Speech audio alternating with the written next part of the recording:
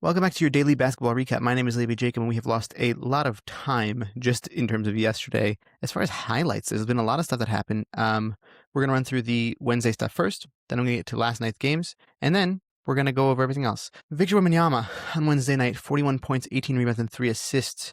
The Spurs won their 10th straight, and then they rested him. Jaylen Brown had a 43-point game where the Celtics beat the Heat. Jason Tatum also had a triple-double in that game, so both of them are firing on all cylinders going into the playoffs. Beautiful to see. Just warms your heart against basically a team that they might end up facing in the playoffs, just as far as how good the Heat are, where they're positioned, things like that. And they scored 147 points versus 129. That's insane.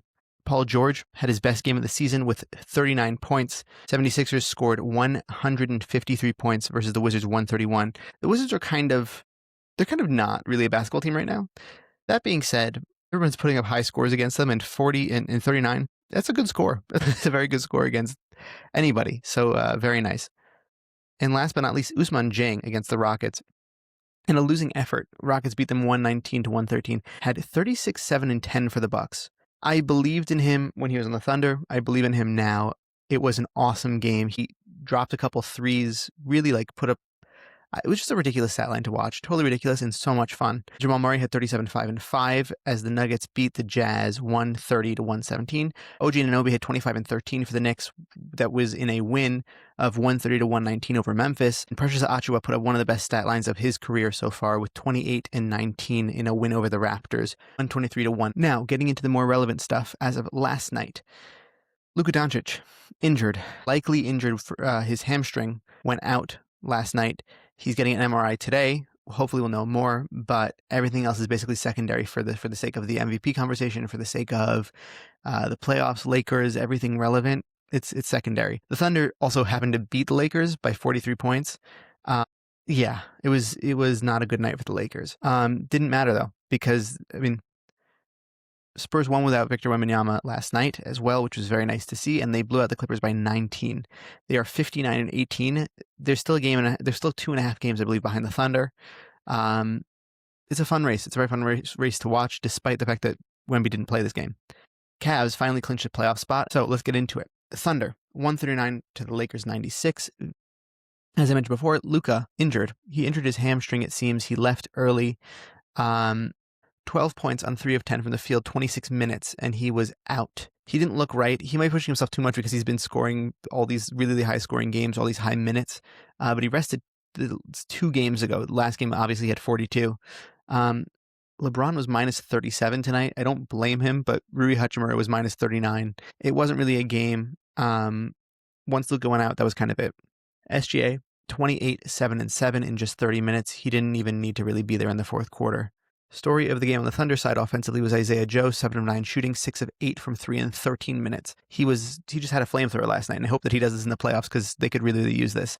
Jalen Williams, J-Dub, 10, 9, and 8 in only 23 minutes, near triple-double, but it was in garbage time basically, so it didn't really make it that much of a difference. OKC, now 61 and 16. They look like the best team in basketball, aside from, you could argue maybe the Spurs, but aside from that, there's no one is even in the same conversation as them.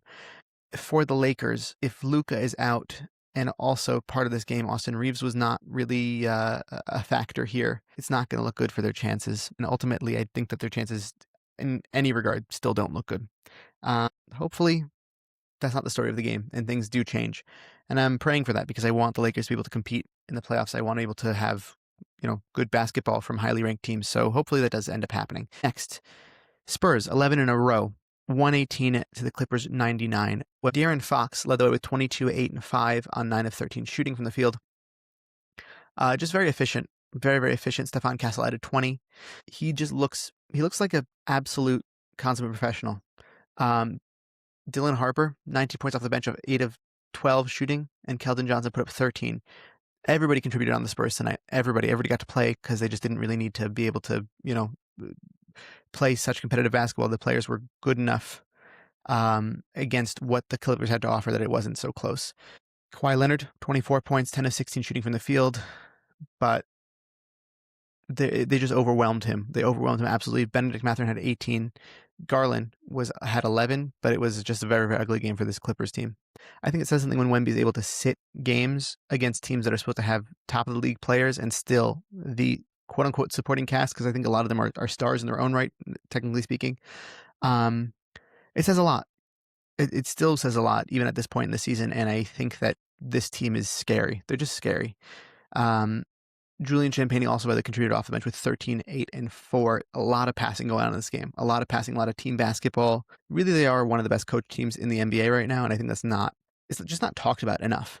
And I think that special consideration should be given to their coach, because they're playing elite level ball right now. Next, the Cavs beat the Warriors 118 to 111.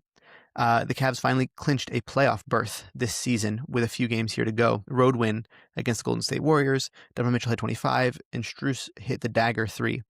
The win did not come easy. It was really, really, hectic down the stretch. Curry's supposed to come back, I think, next game or the game after. But either way, across the board, really stellar play from this Warriors team who doesn't have many people other than like supporting cast right now. However, they're still playing Steve Kerr good basketball. James Harden had 19 points, 5 assists, 7-11 from the field. This version of James Harden is kind of, it reminds me of Derrick Rose in the way of he's playing smarter basketball. He does not rely as much on his athleticism. Just the IQ is so much higher than it was when he was younger. But it's awesome. It's so cool to see James Harden mold his game this way. Evan Mobley had 12, 10, and 5 assists. Golden State did their best. Podziemski had 25. Guy Santos also had 25.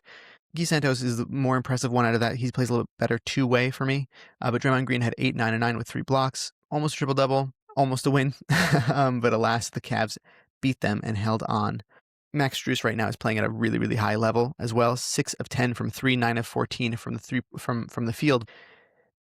Even against better defenses, he's doing this. And I think that he really, really adds layers to their team that they really need in order to be effective. Just in terms of the perimeter scoring, it really helps them space the floor excellently for James Harden and Donovan Mitchell. And that's cool to see that they really, really made the right moves to be able to be potentially a winning basketball team going into the playoffs. Next, the Pistons beat the Timberwolves 113 to 108. Detroit is now 13 in a row, still without Cade, but Dennis Jenkins had 26 with Duran's 22 and 14, and that was enough to take them out. No Anthony Edwards in this game. But still, Ayo has been playing out of his mind. He's really been playing very, very well. The story of the game on the defensive side of the ball is Asar Thompson. I guess not even the defensive side of the ball. It's in totality. Asar Thompson really has been playing with a high shot IQ and really been able to supplement well, despite the fact that he's not a good shooter, not a plus shooter for them. He had 9 rebounds, 9 assists, 2 steals, and 3 blocks. He's just all over the place. It's so much fun to watch him and his brother play basketball. Julius Randle led the Timberwolves with 27, 6, and 6.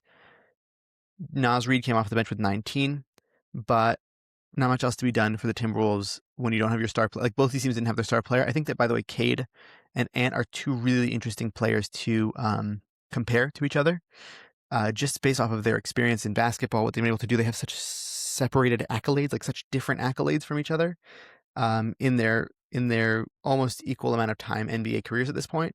But both really, really rising stars and might be like the face of U.S. basketball moving for, like, they're both like contenders for that and future MVP contenders. They're just, it's cool. 2 teams that are really able to show what the supporting cast is around them. And I think that it's unfortunately very obvious.